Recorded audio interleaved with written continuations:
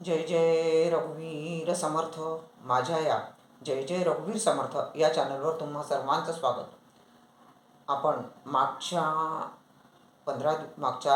आठवड्यापासून रामदास स्वामी रचित दासबोधाची माहिती घेण्यास सुरुवात केलेली आहे आणि तुम्ही दिलेल्या माझ्या मनाच्या श्लोकांना जो भरभरून प्रतिसाद दिला त्याबद्दल मी तुमचे खूप आभारी आहे.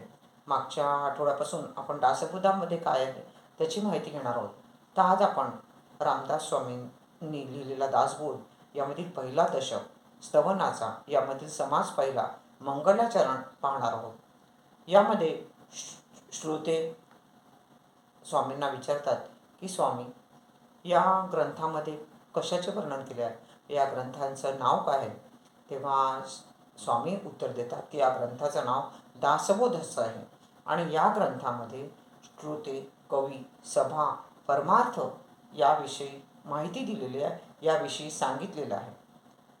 हा गुरुशिष्यांचा संवाद आहे.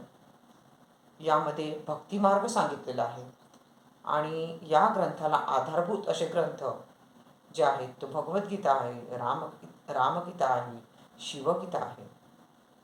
आणि या ग्रंथाचा श्रवण केल्याने आपल्याला परमार्थाचा मार्ग सापडतो. तसेच आपल्या अज्ञान, दुःख, भ्रम यांचा नाश होतो आणि ज्ञानप्राप्ती होते. मनाला विश्रांती, समाधान लाभते. पाहूया यामधील काही सुरुवातीच्या ओव्या. श्रीराम श्रीराम श्रीराम श्रीराम श्रीराम. श्रोते म्हणती कोण ग्रंथ, काय बोलले जी येथ. श्रवण केली असं प्राप्त, काय आहे श्रीराम.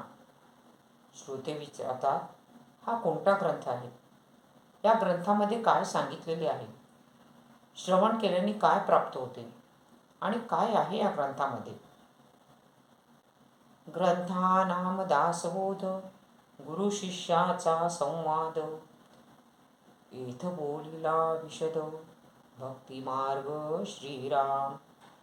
या ग्रंथाचे नाव दासबोध आहे. या ग्रंथामध्ये गुरु शिष्याचा संवाद आहे. या ग्रंथामुळे परमार्थ प्राप्त होतो, आपल्या मनाला शांती मिळते. भक्तिमार्गाकडे जाण्यास आपल्याला सुखद असा अनुभव येतो. नवविधा भक्ती आणि ज्ञान, बोलिले वैराग्याचे लक्षण. बहुधा आत्मनिरूपण, निरूपले श्रीराम. यामध्ये आपल्याला ज्ञान प्राप्त होते. दासबोधाचे श्रवण केल्याने भक्तिमार्ग समजतो, भक्तिमार्गाच्या पद्धती समजतात, वैराग्याची लक्षणं कोणती आहे ते समजतात आणि अध्यात्म निरूपणाकडे जाण्यास आपण तयार राहतो. भक्तीचे नियोग येथ, निश्चय पावती मानव. ऐसा हे अभिप्रात ये ग्रंथी. भक्तीचे मार्ग सापडतात. मनुष्याने ध्येयप्राप्तीसाठी परमार्थाचा आधार कसा घ्यावा, हे सर्व या दासबोधाच्या श्रवणाने आपल्याला प्राप्त होते. मुख्य भक्तीचा निश्चय, शुद्ध ज्ञानाचा निश्चय, आत्मस्थितीचा निश्चय बोलिला असे. तसेच या दासबोध ग्रंथामध्ये भक्ती मार्ग,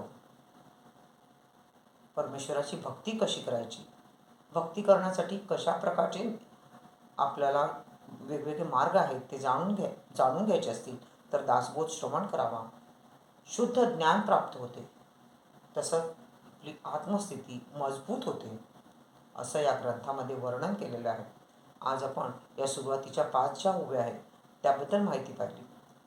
पुढील सप्ताहामध्ये आपण पुढच्या ओव्यांमध्ये रामदास स्वामींनी आपल्याला काय सांगितले आहे त्याचं वर्णन ऐकणार आहोत. धन्यवाद. शुकासारिके पूर्ण वैराग्य जाचे, वसिष्ठा परी ज्ञान योगेश्वराचे. कवी वाल्मिका सारिखा मान्य ऐसा, नमस्कार त्या सद्गुरु रामदासा. जय जय रघुवीर समर्थ. तुम्हाला जर माझे चॅनल आवडत असेल तर त्याला लाईक शेअर आणि सबस्क्राईब करायला विसरू नका. धन्यवाद.